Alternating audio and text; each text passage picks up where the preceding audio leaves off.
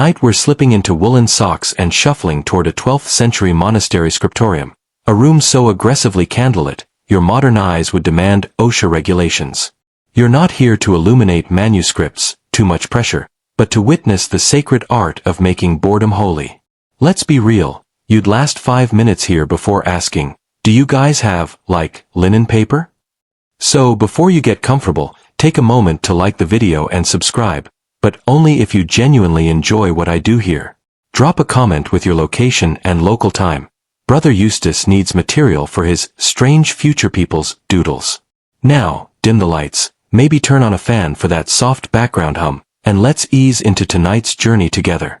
Your first step into the scriptorium hits like a sensory lukewarm bath. Wax smoke stings your nostrils, not Yankee Candle, mahogany teakwood, but tallow rendered from sheep too old to breed. The floor stones bite your soles through thin sandals, and oh, there's Brother Gerald, red-faced and lecturing a novice about parchment grain direction. The hair side must face north during copying, he thunders, waving a scrap of sheepskin like a battle flag. You'll soon learn medieval monks took parchment texture as seriously as TikTokers take skincare routines. Here's your mainstream fact. Monasteries sourced parchment from sheep, calves, or goats, the latter being the scratchy budget option nobody wanted. Imagine writing your grocery list on a hairy flip-flop. But here's the quirky twist. Some scriptoriums kept parchment mood boards, noting which villages sold skins that made quills glide like butter on a warm abbey roll. And now, the scholarly debate. Did grain direction actually matter? Purists swore hair side up prevented ink blotches. Cynics think Gerald just enjoyed bossing novices. You're handed a quill. It feels like holding a seagull's femur. As you squint at your assigned manuscript page, Psalms, obviously, the monk beside you mutters, avoid the Y in myrrh. The ink pools there. His breath smells of turnip soup and existential dread. Around you, the scritch-scratch of quills blends into a white noise machine of monotony. A novice sneezes into his sleeve, accidentally dots an I with snot, and bursts into quiet tears. This, friends, is the ASMR of asceticism. Your fingers brush the goat vellum and, yikes, it feels like caressing a sunburnt donkey. This is the 12th century equivalent of writing on a car's floor mat, and the scribes of York hated it. You're about to witness history's pettest labor strike, the Great Goat Vellum Boycott of 1142. Monks would rather copy scripture onto their own sandals than touch this garbage. Why? Because erasing mistakes on goat skin required scraping it with pumice stones until the parchment resembled a plucked chicken. A desk that's essentially a plank with delusions of grandeur. The vellum taunts you, its pores still clogged with medieval dirt. Scratch too hard, warns a monk with fingers bandaged like mummies, and you'll summon Satan through the hole. He's not joking. A botched erasure once revealed a hidden doodle of a demonic goat in the margin. Spoiler, that monk now works in the latrine tower. Mainstream fact, monasteries preferred calfskin vellum for important texts, smooth, creamy, and forgiving of mistakes. But during papal budget cuts, abbots bulk-ordered goat skins from villages better known for producing dysentery. Quirky twist, some scribes sabotaged shipments by releasing goats into cabbage patches, shouting, "Be free." The goats ate the cabbage. The abbots ate the scribes' dessert rations. Scholarly debate rages. Was the boycott really about bad erasures? Or did monks just despise the scritch-scratch noise that made their teeth vibrate? Brother Alcuin's journal entry whines, the vellum itches like angelic fleas. Meanwhile, marginalia in a surviving manuscript reads, if I wanted to write on tree bark, I'd join the squirrels. You attempt an erasure. The pumice stone grinds away a typo, and 3 layers of skin. Now your looks like a snake that swallowed a rock. The monk beside you snorts. Use wine, he whispers, dribbling cheap sacramental red onto your mistake. It bleeds into a Rorschach blob vaguely resembling the abbot's disapproving face. A bell tolls. The monks shuffle out for vespers, but you linger. Your candle gutters. The vellum warps. And in the shadows, you swear the demonic goat doodle winks. The demonic goat's wink still haunts you as a novice slaps a crow feather into your palm. This, he says with grave solemnity, is a murder weapon. You soon learn that transforming a feather into a quill involves the precision of a sushi chef and the patience of a saint who's misplaced their halo. The monastery's quill master, Brother Lucian, approaches like a man who's detected heresy in your posture. His knife gleams. Your palms sweat. Let the holy whittling begin. You're handed a crow's primary feather, stolen, you're told, from a bird, too busy heckling farmers to notice. The barbs prickle your wrist, and the hollow shaft smells like wet dog and existential ambition. Brother Lucian demonstrates the first cut, a diagonal slice near the tip that sends a curl of keratin spiraling to the floor. Angled thusly, he intones, to honor the Trinity. You mimic him, but your blade slips, creating a jagged edge that Lucian eyes like a personal insult. Perhaps, he mutters, we should start you with goose feathers. Or a stick. Medieval scribes believed the best quills came from crows, ravens, or swans, never geese, despite popular myth. Geese quills were the gas station sushi of scriptoriums, cheap, floppy, and prone to moral failure. But here's the quirky twist. Some monasteries insisted on harvesting feathers only during Lent, when crows were spiritually lighter from eating less roadkill. A 13th century marginal note complains, Tuesday's quills lack piety, the crows feasted on a dead juggler. Scholars still argue whether the 3-hour carving ritual improved legibility or just gave monks an excuse to avoid copying Leviticus. Brother Lucian's knife flicks again, shaping the nib's slit. Too wide, he grumbles, and your ink flows like a drunkard's confession. Too narrow, and he trails off, making a choking sound that implies the quill might literally judge you. You try again, shaving millimeters with the focus of a brain surgeon. The workshop echoes with scritch-scrape as a dozen monks perfect their nibs. One mutters psalms to his feather. Another licks his quill tip, don't ask, to test its flexibility. You half expect a monk to start taste-testing ink like a sommelier. Oak gall with hints of hubris and a J in essayist qua of crushed dreams. By hour 2, your quill resembles something that could sign the Magna Carta, or stab a vampire. Brother Lucian nods approval. Now, he says, the blessing. He sprinkles your nib with holy water, or is it just well water he spat in? The quill is placed on a velvet cushion, a scrap of old altar cloth, really, and carried to the scriptorium like a newborn heir.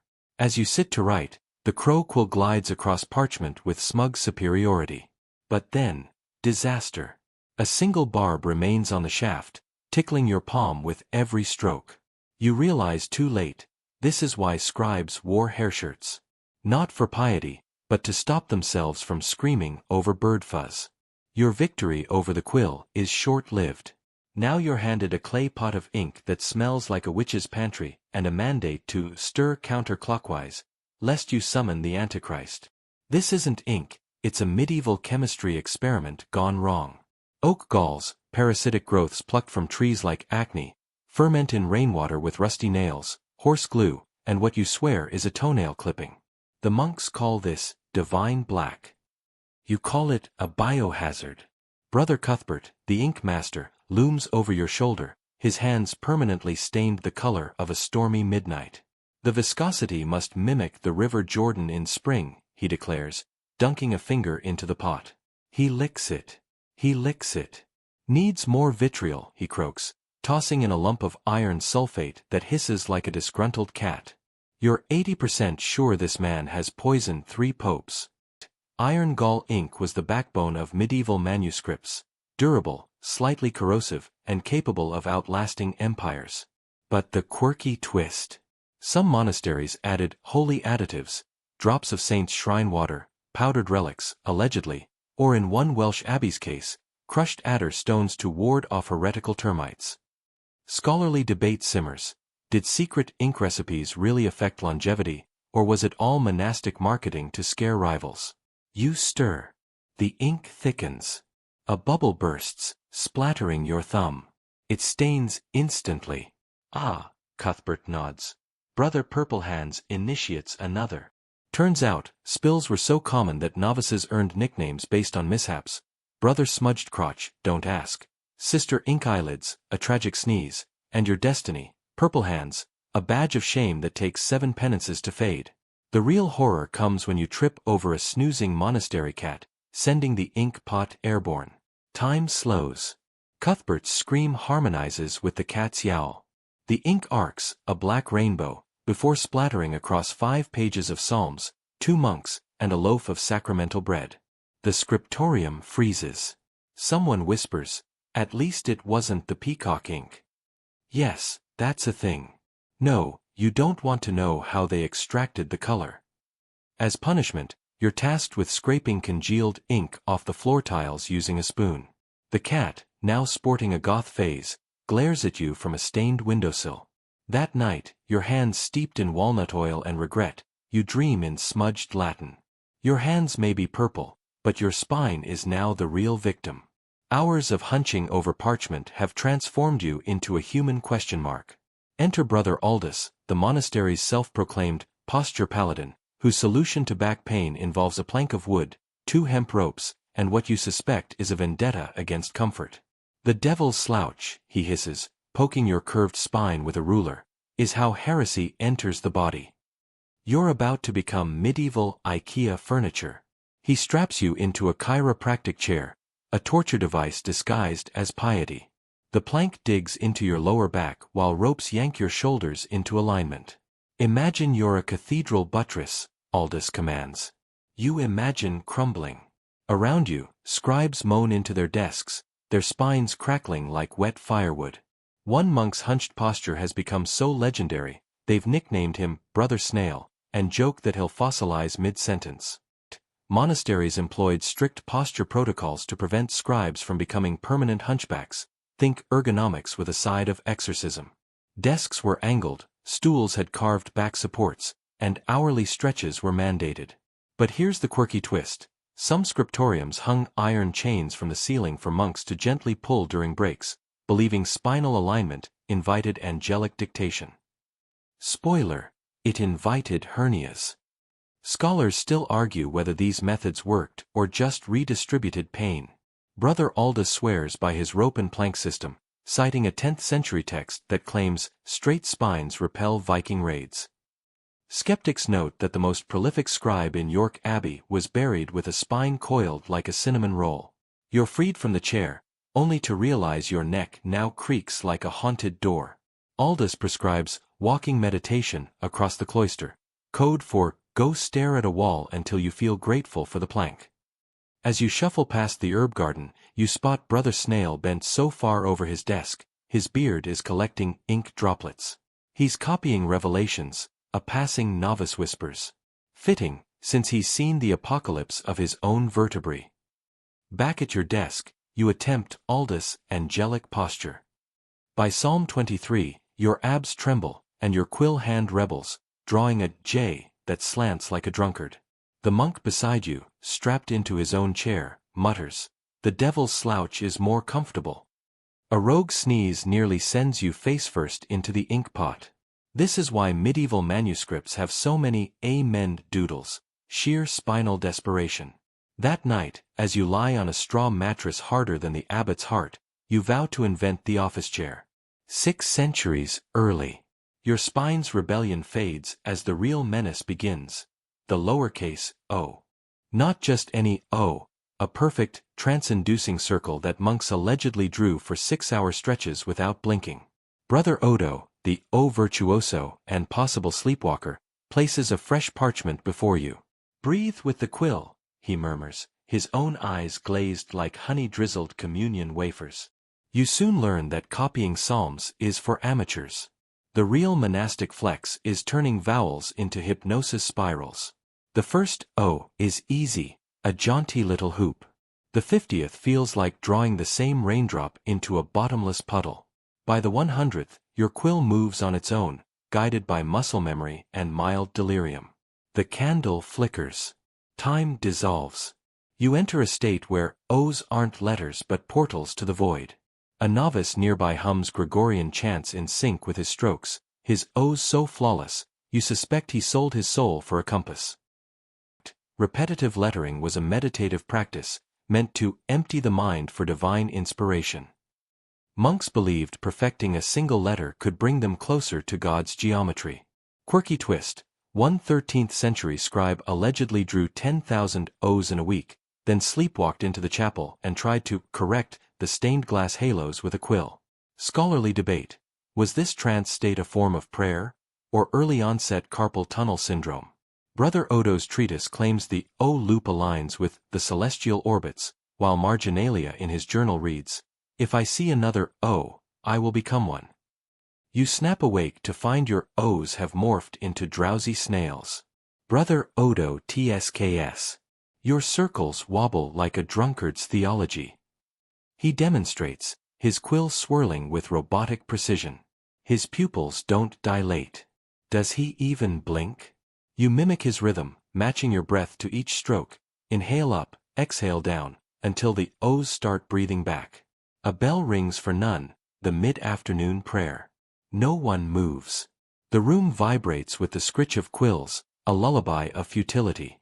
Brother Snail, still hunched like a question mark, mutters, "I've seen the O at the center of creation. It's adequate."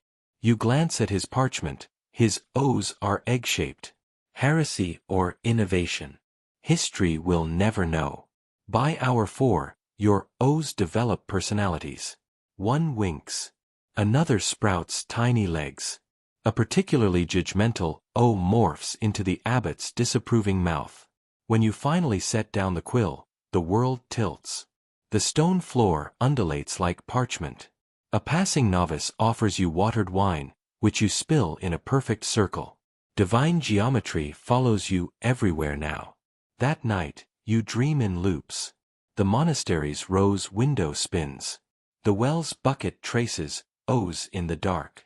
Even Brother Purplehand's stains orbit his fingers like tiny inky moons. You wake clutching your straw pillow, half convinced you've been copied into a manuscript. Your O-induced trance shatters when your quill slips, carving a jagged line through Dominus like God's own typo. Panic sets in. Doomed parchment stares back. But before you can lick your thumb and smudge it into oblivion, Brother Thaddeus slams a crust of bread onto your desk like a papal edict. "Fingers are for heretics," he intones. "The Lord's crumbs shall blot thy sins." You're about to learn why medieval monks treated mistakes like crumb-covered confessionals. The bread, stale enough to chip a tooth, isn't for snacking, though a novice across the room discreetly nibbles his eraser. You're instructed to rub the crust over your error, gathering ink into a gritty paste. It works, sort of, leaving a smudge that looks like a tiny ink goat ate your mistake. See. Thaddeus beams. Even Satan's slips bow to sacramental carbs. Breadcrumbs were the medieval wideout, absorbent, gentle on parchment, and too boring to distract from piety. But here's the quirky twist. Some monasteries insisted on using bread from Maundy Thursday's leftovers, believing it held extra sin-absorbing power. A 12th century marginal note whines, Brother Cedric used rye crumbs, now Psalm 23 smells like a tavern floor. Scholarly debate. Was this practice practical or theological? Purists argue the crumbs symbolized Christ's body, consuming human error. Cynics note that licking fingers led to ink poisoning, and monks just really hated dying mid-psalm. Brother Thaddeus, however, has stronger opinions. Finger smudging is the devil's tongue on vellum. He also thinks sneezing is demonic air escaping. You blot again. The bread disintegrates, scattering ink-black crumbs across your desk. A passing cat licks one and prances away, tail flicking like a possessed metronome. Do not, Thaddeus warns, use communion wafers.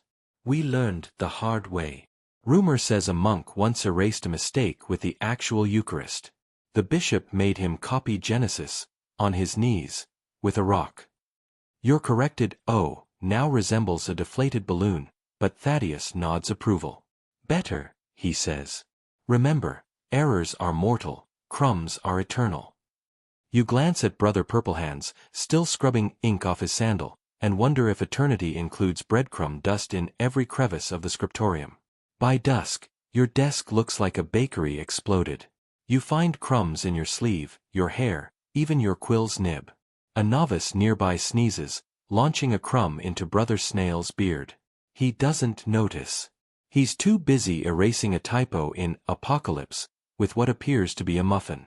As night falls, you dream of a world where mistakes vanish with a keystroke, not carbohydrates. But for now, you're stuck in the crumbly dark ages, where every error is a crumb, and every crumb is a tiny, edible act of contrition. The scriptorium's air glitters today, not with divine light, but with the panic of 1,000 gold leaf flakes stuck to sweaty monks. You've been promoted to gilder, a job that involves breathing less than a corpse and touching sacred foil thinner than the abbot's patience. But across the room, Brother Wulfric, a novice with the survival instincts of a concussed pigeon, is about to commit the most pious heist in monastic history, swallowing God's bling. Lift a sheet of gold leaf using a squirrel hairbrush, drape it over an illuminated A, and pray your heartbeat doesn't puff it into oblivion. The leaf clings to the brush like a shy ghost. You lean in, too close, and your nose exhale sends a half-ounce of gold fluttering onto Brother Snail's hunched back. He now resembles a gilded armadillo. No one tells him. Mainstream fact, gold leaf application was reserved for sacred texts, a process so delicate scribes fasted beforehand to steady their hands. Quirky twist, some monasteries claimed their gold leaf contained powdered relics, leading to the rumor that touching it could cure gout, or turn your fingers into holy artifacts. Scholarly debate, was the gold's spiritual value symbolic, or did medieval monks literally believe heaven accepted bribes? But back to Wulfric. The boy's stomach growls louder than a crypt's door hinge. He's been on a 3-day cleansing fast, involving turnip water and regret. When a gold leaf drifts onto his desk, he eyes it like manna. You hear him whisper, "In nomine Patris," before plucking the leaf with trembling fingers. The monastery cat freezes mid-lick, sensing heresy.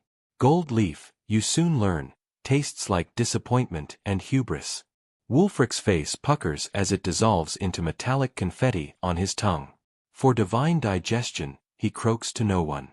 By the third sheet, his teeth glint like a pirate's, and his psalms take on a jaunty, jingling rhythm. The crisis peaks when the abbot enters for inspection. Sunlight hits Wulfric's gold-flecked lips. "Brother," the abbot booms, "why do you shine like a cathedral tabernacle?" The scriptorium holds its breath. A bead of sweat carves a path through Wulfric's gilt beard. "Ah, vigorous prayer," he squeaks. Punishment is swift. Wulfric is sentenced to copy numbers, the entire book, using only iron gall ink made from his own, golden, contributions. The latrine becomes his scriptorium. Monks start calling him Orum Poti. You return to gilding, now hyper-aware of every nasal twitch. The monk beside you, a veteran gilder with lungs weaker than a moth's sigh, murmurs, "Last year, a novice snorted gold leaf. They're still finding it in his sinuses."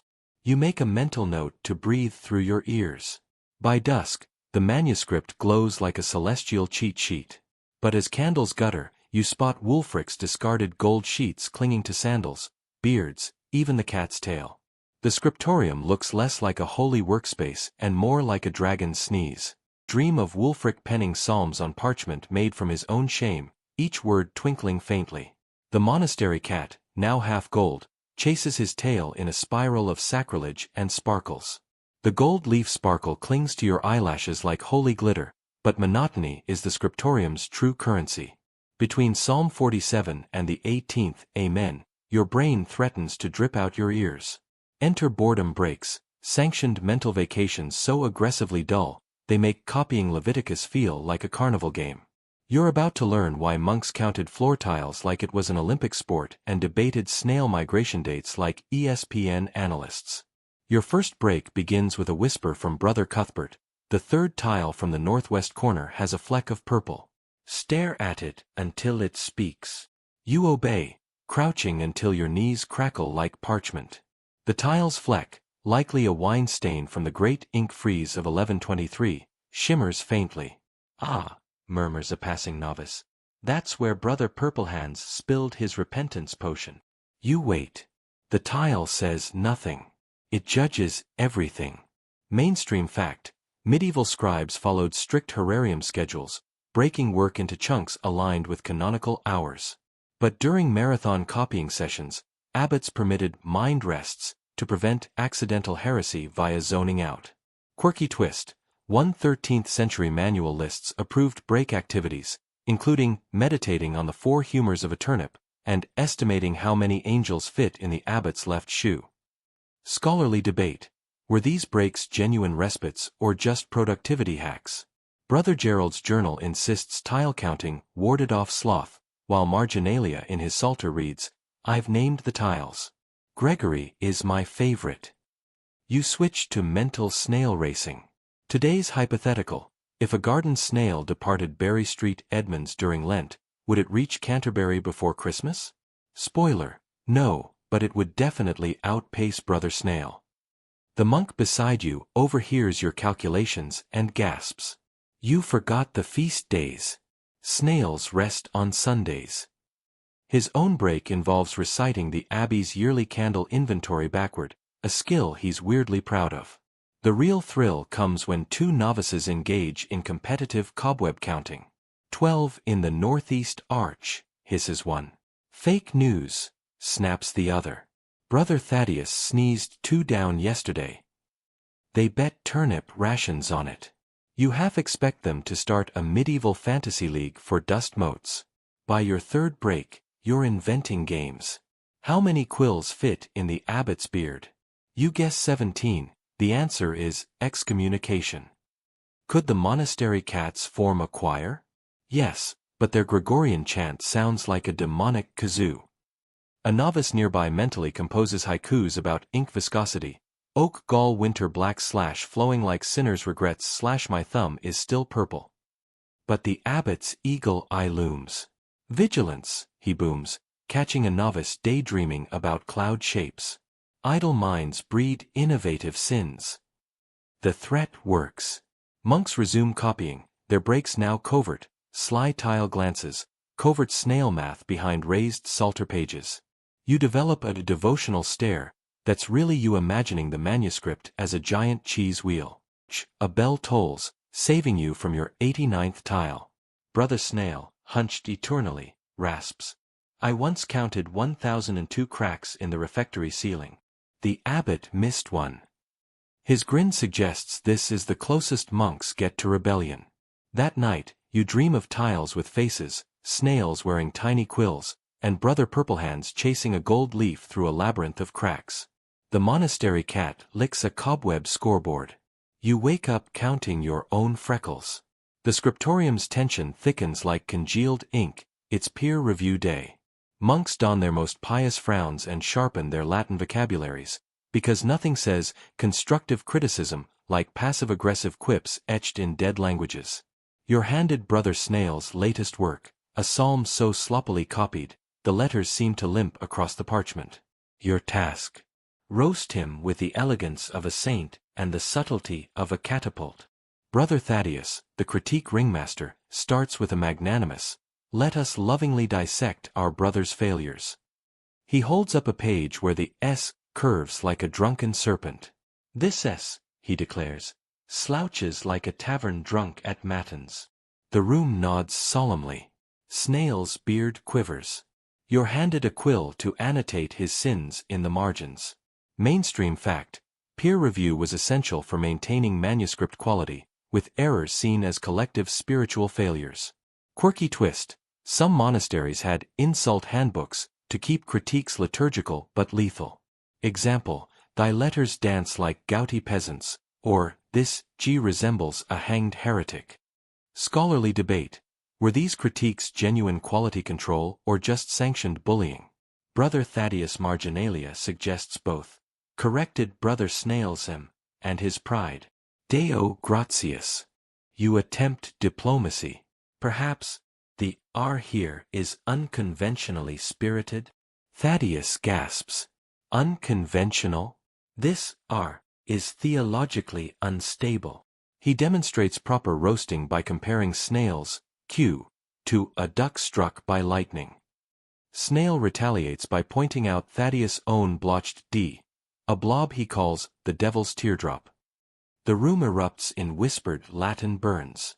Goes rogue when he doodles a frowning angel next to Snail's worst O. Thaddeus pretends not to see, but his twitching eye betrays approval. You learn that the best insults are backhanded blessings. May God correct your K, as he corrects the prideful, or your margins are as tidy as a leper's bedsheets. By midday, Snail's manuscript resembles a battlefield. Ink blots, barbed annotations, and one particularly savage sketch of his S, riding a donkey backward. He takes it with eerie calm, muttering, "At least my O's don't look like belly buttons." The clapback earns him an extra hour of scrubbing the refectory's turnip cauldrons. As you critique Wulfric's gold-flecked psalter, his L's are taller than the Tower of Babel's regrets. You realize peer review is just medieval group therapy with quills. The monk beside you whispers, "Last year, someone called Gerald's a cross of shame. He copied Proverbs for a month." Vespers interrupts the roast session. Monks file out, their egos bruised but their manuscripts marginally less heretical. You linger, spotting Snail sneak back to fix his S.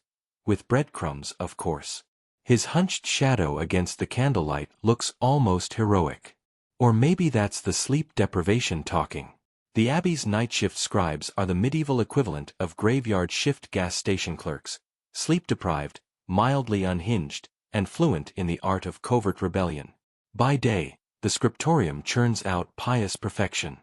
By night, the margins become a canvas for butt-shaped constellations, doodled sheep wearing monk habits, and a particularly sassy snail with Brother Snail's face. You've been assigned the midnight shift, where boredom and candle smoke birth heresy one doodle at a time. Brother Leofric, the knight abbot and suspected sleepwalker, locks the doors with a wink. "Vigilance," he drones, then immediately snores in a corner. The night crew smirks. Novice Wulfric, still glittering faintly, uncorks a jug of holy water that smells suspiciously like fermented plums. The rebellion begins. Mainstream fact: marginalia in medieval manuscripts often contained doodles, notes, or complaints, a peek into scribes' personalities. But here's the quirky twist: night shift monks developed a secret visual language. A doodled goat meant, "the abbot's watching," while a fish in a hat signaled, "pass the wine." Scholarly debate: were these doodles harmless stress relief or subtle dissent? Brother Leofric's snoring suggests he's team stress relief. Your quill hovers over Psalm 102. The candle gutters. A whisper slithers from the shadows. "Draw a butt." It's Brother Snail, hunched so low his beard sweeps the desk. In the margin. For balance. You comply, sketching a celestial derriere amid stars. Snail nods. "Now give it," Brother Thaddeus knows. The butt gains a disapproving schnoz. Across the room, a novice draws a sheep monk preaching to a crowd of ink-blot peasants. Escalates. Wulfric, emboldened by plum wine, etches a dragon with the abbot's face hoarding gold leaf. A monk in the corner crafts an entire zodiac of farm animals, the swine of March, the goat of eternal boredom. You contribute a snail riding a gold leaf like a surfboard. Snail tears up. Beautiful. But the piece de resistance comes at 3 a.m. Brother Leofric sleepwalks through the room, and a quick-handed novice sketches his limp form into the margin with the caption, "Here lies vigilance." The night crew muffles giggles into their sleeves. Even the monastery cat, now a permanent night shift resident, paws at a doodle of a fish wearing a tiny crown. Scholarly footnote: a 14th century psalter recently revealed hidden but constellations under UV light. The curator's note reads, "Either monastic humor or a very bored saint." As dawn approaches, the rebels scrub their sins with breadcrumbs. Doodles fade, but the camaraderie lingers. Brother Snail, emboldened, adds one last snail to his psalm's border, this one standing upright, back unbent. A silent manifesto. The day monks arrive, clueless. Brother Thaddeus squints at Wulfric's psalter. "Why does this D have eyes?" Wulfric shrugs. Divine inspiration. The cat bats a crumpled doodle into the abbot's shoe. That night, you dream of manuscripts reborn as comic strips, saints rolling their eyes at margin shenanigans, and Brother Snail's straight-backed snail leading a doodle revolution. The monastery cat presides as judge, napping on a throne of eraser crumbs. The doodle revolution dies at dawn when the abbot storms in with a checklist longer than Genesis and a scowl that could curdle holy water. It's audit day, the monastic equivalent of a tax inspection crossed with a theology exam. You're handed the 14-point manifesto of monastic mediocrity, a document so obsessed with banishing flair, it forbids even the thought of cursive. Boredom, the abbot intones, is next to godliness. Prepare to have your manuscript strip-searched for personality. The first rule, margins shall remain as barren as a hermit's social calendar. The abbot prowls desks with a loupe, sniffing for heresy in the form of doodled snails or suspiciously jaunty serifs. Brother Snail's psalter is confiscated for excessive curvature in the ease. This, the abbot hisses, holding up a loop-de-loop, is levity. The punishment? Copying Lamentations. In all caps. With a turkey quill. Monasteries enforced strict scriptorium guidelines to ensure uniformity, crucial for preserving texts across generations. Quirky twist, some checklists included bizarre specifics. One Cistercian codex banned ink shades blacker than a nun's wimple and gilding that outshines the abbot's bald spot. Scholarly debate, were these rules about quality control, or fear that creativity might lead to actual fun? The abbot's checklist entry number 7 suggests the latter. Beware the sin of innovation. It starts with a fancy G and ends with dancing. You sweat over your manuscript as the abbot looms. His loupe hovers like a vulture eyeing carrion. He grunts, pointing at your M. This midpoint arch is competent. It's the highest praise you'll get. Behind him, Brother Snail weeps into his turkey quill, his ease now as square as chessboards. Rule number 11 is your undoing. No breath shall stir the parchment during copying. The abbot catches you exhaling too vigorously on a comma. Huffing, he accuses, leads to emphasis. You're sentenced to transcribe proverbs while wearing a nose clamp. Across the room, Wulfric fails rule number 3, gold leaf shall not sparkle provocatively, and is demoted to inkstirrer. Again. The audit's piece de resistance? The abbot's tilt test. He holds manuscripts at a 45-degree angle, checking for illicit gloss, read, saliva from late-night snacking. A novice's psalter fails when a crumb tumbles out. Feasting during sacred work. The abbot roars. The crumb, a poppy seed, is entered into evidence like a murder weapon. By dusk, the scriptorium feels like a post-battlefield. Broken quills litter the floor. A monk rocks in the corner, muttering, "I'll never italicize again." Brother Snail's psalter, now devoid of curves, resembles a brick wall with alphabetic graffiti. Even the monastery cat tiptoes, aware the abbot once fined a mouse for squeaking in iambic pentameter. As you trudge to vespers, the abbot's voice follows. Mediocrity is a vocation. You glance at the sunset, its colors defiantly vibrant against his gray rules. That night, you dream of manuscripts rebelling, M's arching into rainbows, gold leaf glittering in Morse code, and the abbot chasing a doodled snail through a checklist made of wet noodles. Winter claws into the scriptorium, turning ink pots into glacial sludge and monks into human icicles. You're handed a quill and a jug of cheap sacramental wine, not for courage, but because the iron gall ink has fossilized into something that could dent a shield. Brother Cuthbert, now resembling a yeti in a habit, bellows, "The word must flow, even if it's 60% Cabernet." Thus begins the great ink freeze of 1145, where monks become part-time alchemists and full-time shiverers. In the air like a ghostly punctuation mark. The wine ink oozes onto your parchment, smelling like a tavern's backroom and behaving like a drunkard's tears. Every stroke bleeds sideways, turning psalms into Rorschach tests. Across the room, Brother Snail's hunched form quakes so violently, his M's look like seismograph readings. Write faster, he stammers. B before it freezes again. The monastery cat, now a loaf of fur on a prayer book, radiates judgment. Mainstream fact, iron gall ink's water base made it unusable in freezing temps, forcing scribes to improvise with wine, honey, or beet juice. Quirky twist, one Yorkshire monastery allegedly used mead, resulting in manuscripts that smelled like a brewery and attracted drunk mice. Scholarly debate, Did wine ink preserve texts or just stain them into illegibility? A surviving contract from St. Albans Abbey warns, do not let Brother Oswin near the claret ink. Again. Brother Wulfric, ever the innovator, tries to melt ink with a candle, and sets his sleeve on fire. A minor Pentecost, he yelps, batting flames with a psalter.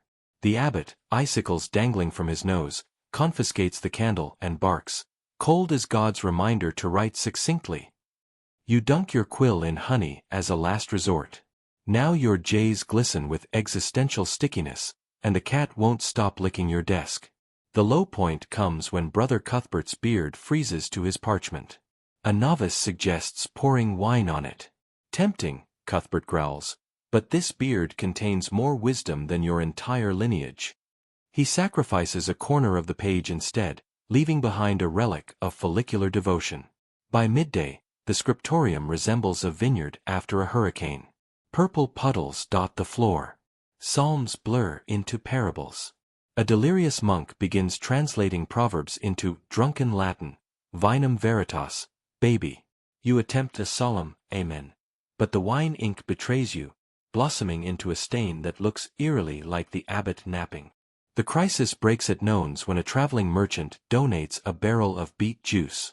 Monks cheer, stampeding to dunk their quills in ruby-red salvation. Your new ink flows smoothly, until you realize it's used for dyeing underwear. The scriptorium now smells like a boiled root cellar, but the word, as they say, is preserved. That night, you dream of summer manuscripts, ink flowing, cat sober, and Brother Cuthbert's beard swaying freely like a holy windsock. The monastery cat, however, dreams of licking beet-stained sandals, tail flicking in diabetic delight. The beet-stained winter fades into a drowsy spring. The scriptorium hums, literally, as Brother Alaric, resident tone-deaf choir dropout, discovers his true calling, Gregorian ASMR. His low, droning chant syncs with the scritch of quills, turning psalms into a lullaby so potent, even the abbot snoozes mid-audit. You realize these monks aren't just copying texts, they're soundscaping the Middle Ages chillest nap playlist. Through stained glass, casting lozenges of color over your desk. The beet ink's earthy tang mixes with beeswax smoke. Alaric's hum vibrates the floorstones like a subwoofer made of piety. Novices sway in unison, their quills tapping out a rhythm that's part Morse code, part metronome therapy. Brother Snail's hunched form rises and falls with each breath, his O's finally circular. The monastery cat purrs in 4/4 time. Mainstream fact, Gregorian chant's steady rhythms and resonant frequencies are now used in music therapy for insomnia, though medieval monks just called it Tuesday. Quirky twist, a recently discovered 12th century marginal note reads, Brother Alaric's hum cured Prior Edmund's snoring. Miracle or menace? Discuss. Scholarly debate. Were these soundscapes intentional or just a happy accident of monastic routine? Alaric's journal claims he once hummed a demon out of a butter churn, but historians suspect too much beet wine. You try harmonizing. Your voice cracks. Alaric's side eyes you, then drones deeper, as if to say, stay in your lane, scribe. The scriptorium becomes a sound bath. Quills scratch, pages rustle, a distant dove coos the chorus. A novice's stylus slips, screeching across a slate. The room gasps. Alaric glares, then hums a corrective note that somehow erases the sound from collective memory. By none, the abbot staggers in, rubbing sleep-crease lines from his cheek. Why does the Song of Songs sound like a lullaby? He slurs. No one answers. Brother Snail's psalter has become a lyric sheet. He's doodled musical notes around, my beloved is unto me as a cluster of campfire. The abbot squints, shrugs, and retreats, muttering about overly melodic campfire. As dusk falls, the hum shifts key. Candles gutter. Quills slow. Even the cat's purr softens. You realize this is the original white noise app, no subscription fee, just eternal salvation and occasional Latin. A novice snores upright, his forehead leaving a beet ink stain on numbers 718. Alaric smiles, humming a cadence that smells like lavender and absolution.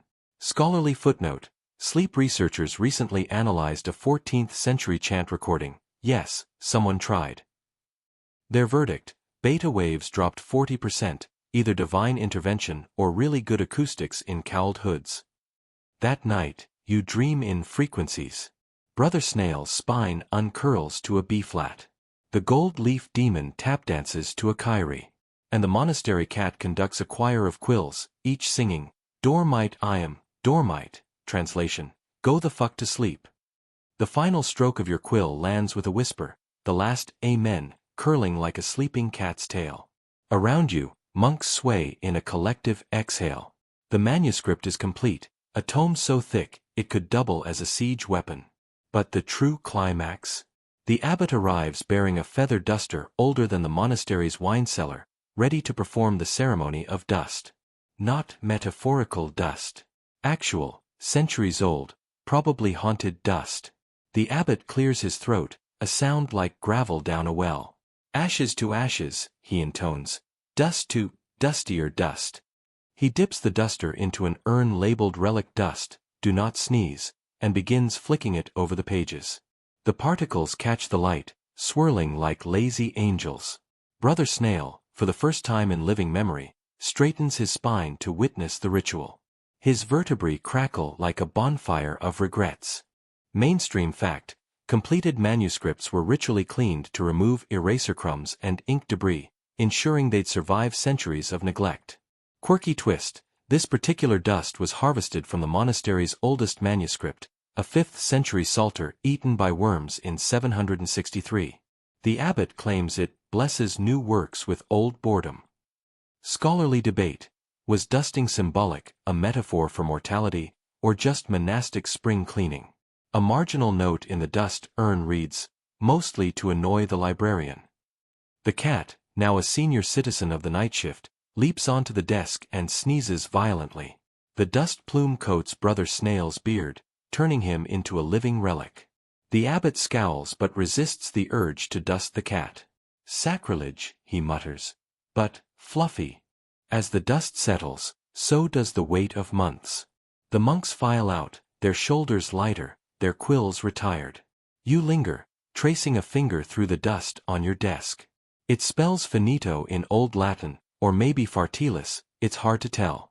Brother Snail approaches, his posture already regressing to a comma. Next time, he whispers, we'll doodle a cat wearing the abbot's hat. The rebellion lives. The scriptorium empties. Sunlight slants through high windows, gilding the dust motes. The manuscript rests on its pedestal, patient as a mountain. Somewhere, a novice faints from upright napping. Wind down. And so, dear listener, we leave the scriptorium, its candles snuffed, its quills stilled, its gold leaf glittering in memory.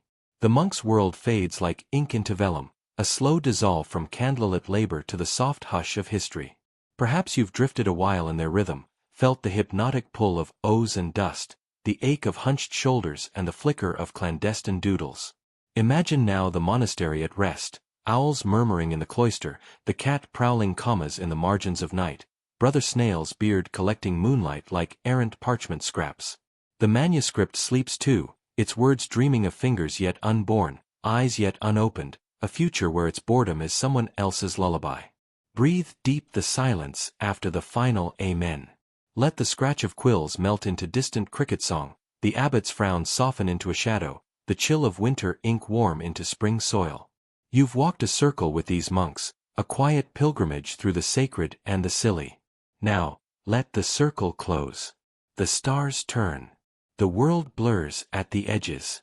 And somewhere between psalms and dreams, a feather drifts, untethered, unhurried, through the velvet dark.